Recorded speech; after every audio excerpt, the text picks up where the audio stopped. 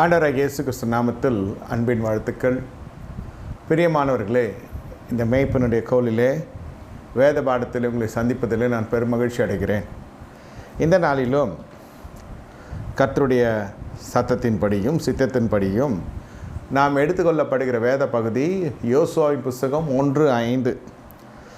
அதில் என்ன சொல்லப்படுகிற வசனம் என்றால், நான் மோசையோடு இருந்தது போல் நான் உன்னோடு இருப்பேன்.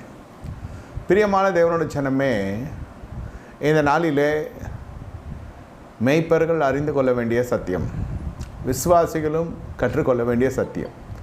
இன்றைய விசுவாசிகள் நாளைய ஊழியக்காரர்கள். சபை பலிக்கு பெருக இதுதான் வழி.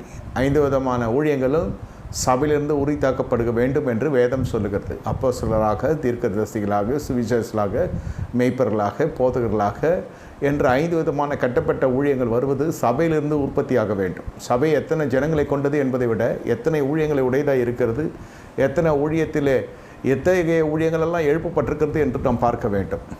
என்ன, சபைக்கு அடங்கி கடைசி வரைக்கும் ஊழியம் செய்கிறவர்களும் உண்டு.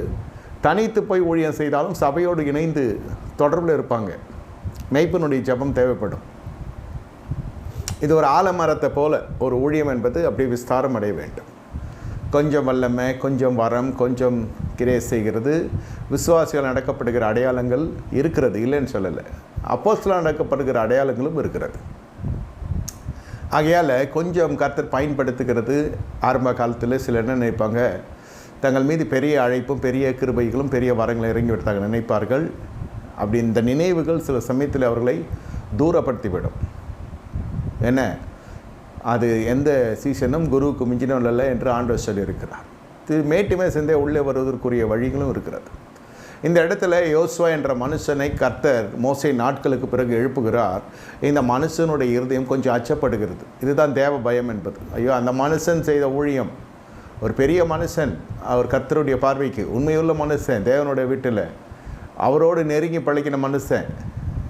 இந்த யோசுவா நெருங்கி பழகின மனுஷன் என்பதை விட அந்த ஊழியத்திலே ஆரம்பத்திலிருந்து எல்லா மேடு பள்ளங்களிலும் அவர் காணப்பட்டு கொண்டு வருகிறார். எல்லா வதந்திகள், விமர்சனங்கள், எல்லா தாக்குதல்களிலும் மனுஷர்களுடைய ஏச்சு பேச்சு எல்லாவற்றையும் பார்த்தவர் மனுஷன். குடும்ப அங்கத்தினர் எப்படியெல்லாம் மோசைக்கு விரோதமாக எழுப்பினார்கள், அந்நியர்கள் எப்படி எழுப்பினார்கள், சொந்த சகோதரர்கள் எப்படி எழுப்பினார்கள், இதெல்லாம் தெரிந்தும் அந்த ஊழியத்தை விட்டு விலகாமல் மோசை ஒரு தலைவனாக ஏற்றுக்கொண்டு இவர் ஒரு தொண்டனாக அந்த இடத்துல பணியாற்றி கொண்டு வருகிறார் தேவனுடைய ஊழியத்தை.